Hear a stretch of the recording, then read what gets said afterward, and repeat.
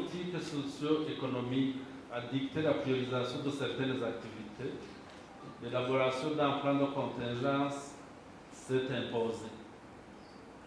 Ibi ni bimwe mu vyariko bivugirwa mu nama yatunganijwe n'umugwi w'igihugu wigenga ujejwe agateka ka zina muntu CNDH mu ncamake y'igifaransa. Are muri uwo mugwi bakaba bariko barabira hamwe n'ababafasha mbere n'abandi bantu batandukanye harimo abari mu mashirahamwe yigenga araba agateka ka zina muntu n'abandi mbere hakaba harimo n'abajejwe umutekano. Sixte Vinyini Muraba mukuru w'uyo mugwi avuye rero atanga intumbero yatumye bakoresha inama ku bantu batandukanye. Duhejeje kandi turacariko tubandanya ibikorwa vyo gusigurira inzego zitandukanye z'igihugu, abari mu migwi idaharanira ivyicaro vya politike, abari mu mashirahamwe mpuzamakungu hamwe nayo ngaha mu gihugu ku bijanye n'umugambi dufise muri iyi myaka 5 iza no guhera umwaka wa 2021 gushika umwaka wa 2025. Ico twashize imbere nibikorwa hakuru bitatu. Icambere ni kijanye n'ingene umuntu yokingira agateka ka zina muntu kugira ngo umene gihugu wese yumve ko akingiwe bikwiye kandi atunganiwe mu mirimo yiwe ya misi yose.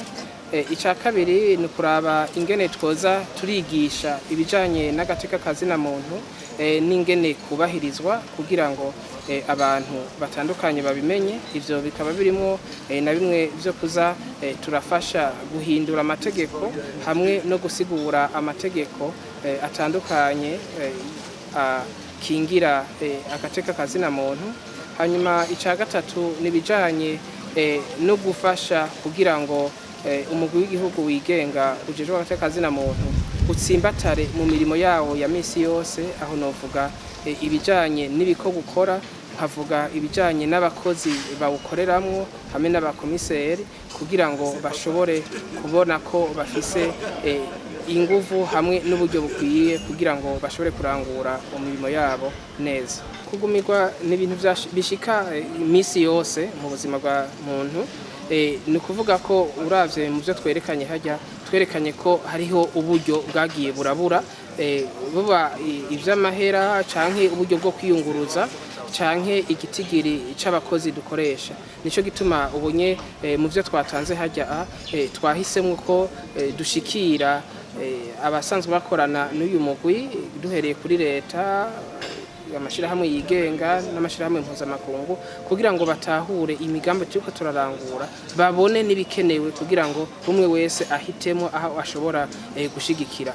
Uravye nk'ikibazo c'abakozi, mwabonye ko mu vyo dutegekanya harimwo twogerageza kuronka abakozi mu burere butandukanye, mbese no mu ma province atandukanye tukaba dufise y'umukozi ego hamwe no mu karere akariko kose tukaba tumufise. Urumva ivyo byose bisaba uburyo, hariho uburyo bujanye n'ibikorwa mugabo hariho n'uburyo bujanye no kwiyunguruza, kuko urazi ko ivyo byose mu bintu vy'agateka ka zina muntu bisaba ko igihe cyose baguhamagaye ushobora gushika aho hantu. Agateka ka zina muntu musi kifashe gute? Agateka ka zina muntu novuga ko kariko karatera imbere kuko ubu turabona ko umuntu akoze icaha agihanirwa, kandi umuntu naho yoba yitwaje igihagararo ciwe iyo bimenyekanye hanyuma tugashikira inzego zibijejwe, dufatiye ku karorero ko ku mwana yigeze gukubitwa na mukase agahohoterwa agateka kiwe cyane, mwarabonye ko duhamagaye abajejwe umutekano bashoboye kumufata, kandi n'inyuma yaho haciye indwi imwe canke zibiri hari ubundi yagize nk'ivyo, kandi nawe nyene murabona yuko yaciye afatwa. Nibaza yuko ibi bibandanije gutya twaba turiko turatera imbere cyane mu bijanye n'agateka ka zina muntu. Faille qui s'observe que la CNDH survole en tant que garant de la promotion et la protection des droits de l'homme au Burundi. Merci.